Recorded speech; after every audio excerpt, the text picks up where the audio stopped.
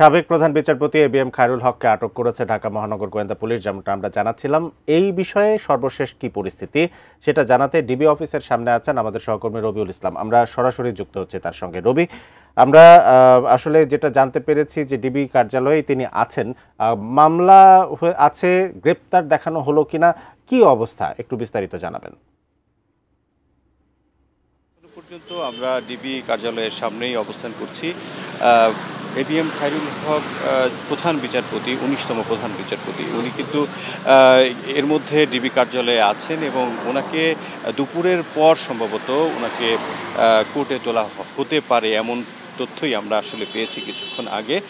তবে এখনো পর্যন্ত আনুষ্ঠানিকভাবে কোনো তথ্য আমাদেরকে জানানো হয়নি। তো আমরা জানার চেষ্টা করেছি যে কি মামলায় ওনাকে আটক করা হয়েছে।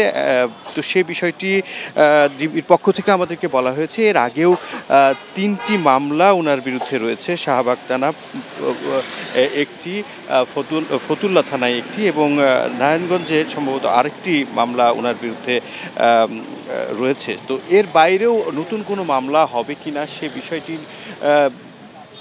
নিয়ে পরে কথা বলবেন বা পরে জানাবেন বলেও আমাদেরকে জানিয়েছে ডিবির পক্ষ থেকে। এবং আমরা বারবার তাদের সঙ্গে যোগাযোগ করার চেষ্টা করেছি, এখানে ডিবি কার্যালয়ে যোগাযোগ করার চেষ্টা করেছি যে কোন সময় আসলে তাকে কোর্টে তোলা হতে পারে। তো কোর্টে তোলার বিষয়টিও অনেকটাই নিশ্চিত করেনি আমাদেরকে, যে কোন সময়টা নিশ্চিত করেনি।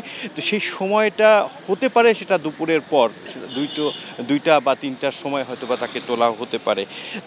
তো আরেকটু জানিয়ে রাখি যে তত্ত্বাবধায়ক সরকার ব্যবস্থা বাতিল মামলার মূল রায়দানকারী হিসেবে রাজনৈতিকভাবে সমালোচিত ছিলেন সাবেক এই ১৯তম প্রধান বিচারপতি খায়রুল হক। তো এরপরে আসলে আমাদের যেই বাংলাদেশের যেই গণতান্ত্রিক যে ব্যবস্থা সেটি ব্যাহত হয়েছিল এবং ফ্যাসিস্ট যেই সরকারের তখন থেকেই আসলে সূচনা হয়েছিল।